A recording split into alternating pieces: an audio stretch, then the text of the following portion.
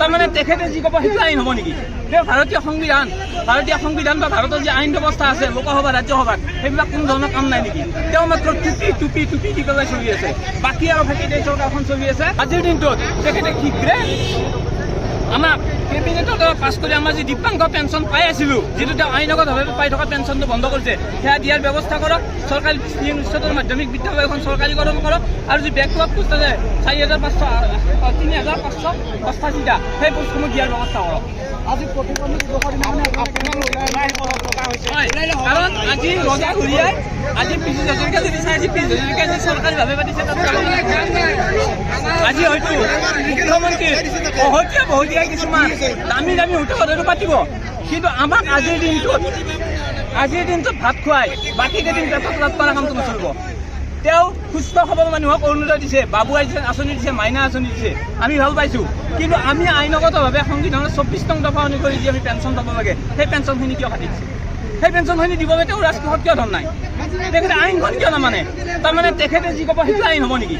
ভাৰতীয় সংবিধান বা ভাৰতৰ যি আইন ব্যৱস্থা আছে লোকসভা ৰাজ্যসভাত সেইবিলাক কোনো ধৰণৰ কাম নাই নেকি? তেওঁ মাত্ৰ টুপি দি পেলাই চলি আছে, বাকী আৰু ভাইটি চৰকাৰখন চলি আছে।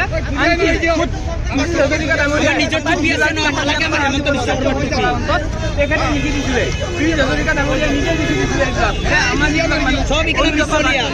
দিব, কিন্তু সেই কথা আজিলৈকে আচলতে কথাটো এনেকুৱা যে হিমন্ত বিশ্ব শৰ্মা ডাঙৰীয়াই আমাৰ প্ৰতিবন্ধীসকলক আগুৱা ঘৰত বাহিৰে একো মানে হিমন্ত বিশ্ব শৰ্মা নহয়। আচলতে আমি আজি বিধানসভাৰ সন্মুখতে প্ৰতিবাদ কৰিব লাগে, কাৰণ অসম বিধানসভাত 126জন MLA কোনো কাৰণত কোনো সময় নাই আমাৰ কথা ভাবিবলৈকে, তেখেতক আহৰি নাই কি বিজেপি আৰু সময় নাই।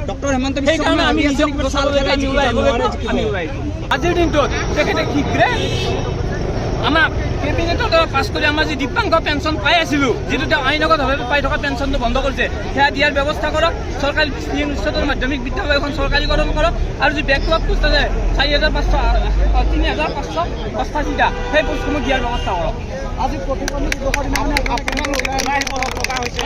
কাৰণ আজি ৰজা ঘূৰিয়াই আজি পিছু হাজৰিকা যদি চাই আজি পিছু হাজৰিকা যি চৰকাৰীভাৱে পাতিছে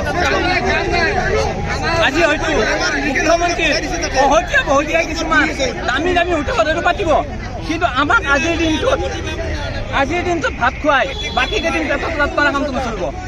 তেওঁ সুস্থ সবল মানুহক অৰুণোদয় দিছে, বাবু আঁচনি দিছে, মাইনা আঁচনি দিছে, আমি ভাল পাইছোঁ। কিন্তু আমি আইনগতভাৱে সংবিধানৰ 24 নং দফা অনুসৰি যি আমি পেঞ্চন পাব লাগে সেই পেঞ্চনখিনি কিয় কাটি দিছে? সেই পেঞ্চনখিনি দিবলৈ তেওঁ ৰাজকোষত কিয় ধন নাই? তেখেতে আইনখন কিয় নামানে? তাৰমানে তেখেতে যি ক'ব সেইটো আইন হ'ব নেকি? ভাৰতীয় সংবিধান বা ভাৰতৰ যি আইন ব্যৱস্থা আছে লোকসভা ৰাজ্যসভাত সেইবিলাক কোনো ধৰণৰ কাম নাই নেকি? তেওঁ মাত্ৰ টুপি দি পেলাই চলি আছে, বাকী আৰু ভাইটি চৰকাৰখন চলি আছে।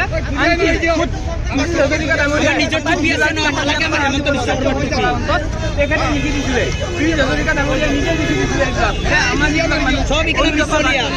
দিব, কিন্তু সেই কথা আজিলৈকে আচলতে কথাটো এনেকুৱা যে হিমন্ত বিশ্ব শৰ্মা ডাঙৰীয়াই আমাৰ প্ৰতিবন্ধীসকলক আগুৱা ঘৰত বাহিৰে একো মানে হিমন্ত বিশ্ব শৰ্মা নহয়। আচলতে আমি আজি বিধানসভাৰ সন্মুখতে প্ৰতিবাদ কৰিব লাগে, কাৰণ অসম বিধানসভাত 126জন MLA কোনো কাৰণত কোনো সময় নাই আমাৰ কথা ভাবিবলৈকে, তেখেতক আহৰি নাই কি বিজেপি আৰু সময় নাই। সেইকাৰণে আমি নিজক বচাবলৈকে আমি ওলাই